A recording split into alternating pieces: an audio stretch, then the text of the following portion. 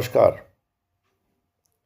आज हम जिस विषय पर चर्चा करने जा रहे हैं वह इतिहास या भूगोल का कोई पन्ना नहीं है, राजनीतिक सिद्धांत का कोई अध्याय नहीं है, बल्कि यह हमारी सांस है, हमारी पहचान है और ये है राष्ट्रवाद।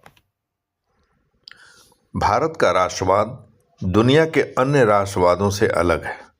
यह किसी एक भाषा, धर्म और राजा की तलवार से नहीं जन्मा है।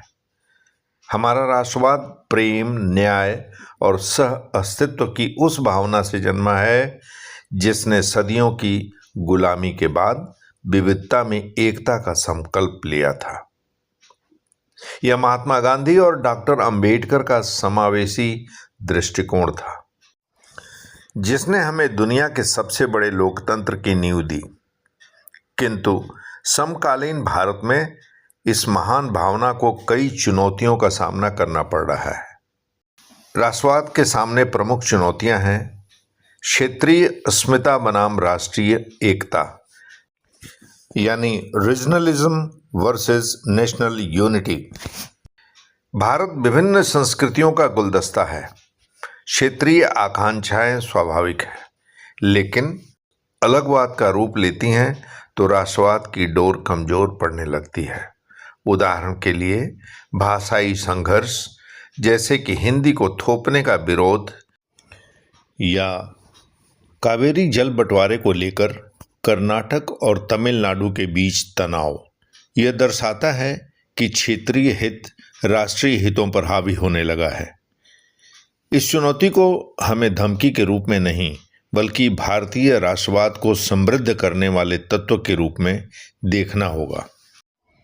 अगला बिंदु है सांप्रदायिकता का जहर, द पॉइजन ऑफ कम्युनलिज्म। शायद यह समकालीन राष्ट्रवाद के लिए सबसे बड़ा और दुखद खतरा है। सांप्रदायिकता वह भावना है जो धार्मिक पहचान को राष्ट्रीय पहचान से ऊपर रखती है।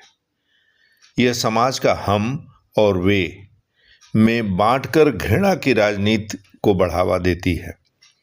जब भीड़ के हाथों में न्याय की शक्ति चली जाती है और संवैधानिक मूल्यों को धार्मिक कट्टरता से चुनौती मिलती है, तब हमारा संवैधानिक राष्ट्रवाद कराह उठता है।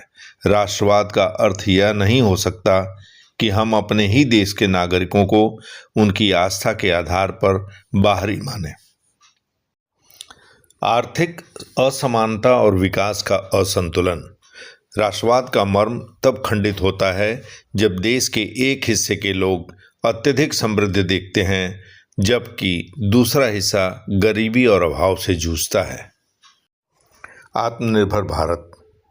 हाल के वर्षों में आत्मनिर्भर भारत और मेक इन इंडिया जैसी पहल ने एक मजबूत आर्थिक राष्ट्रवाद को जन्म दिया है। यह भावना केवल सामान बनाने का नहीं, बल्कि भारत को वैश्विक आपूर्ति श्रृंखला का एक प्रमुख केंद्र बनाने की है।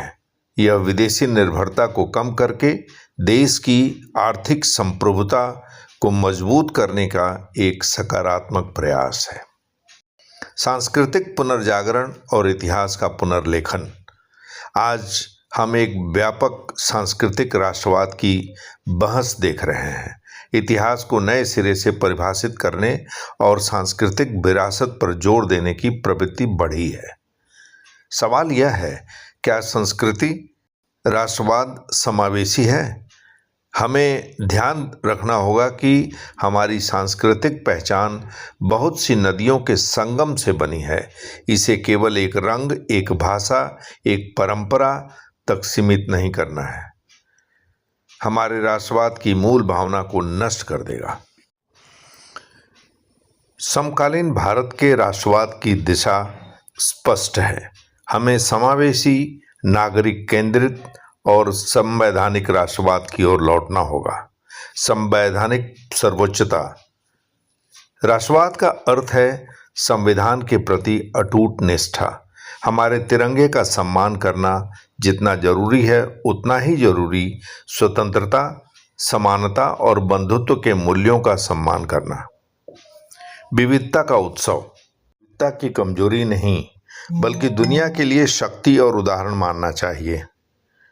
राष्ट्रवाद का वह छत है जिसके नीचे सभी भाषाएं, सभी धर्म और सभी राष्ट्रीय क्षेत्रीय पहचानें सुरक्षित और सम्मानित महसूस करती हैं। तो आइए हम सब मिलकर उस राष्ट्रवाद का निर्माण करें जहां हर नागरिक गर्व से कहे कि मैं इस देश का हूं और यह देश मेरा है, बिना किसी डर या शर्त के। जय हिंद, जय भारत।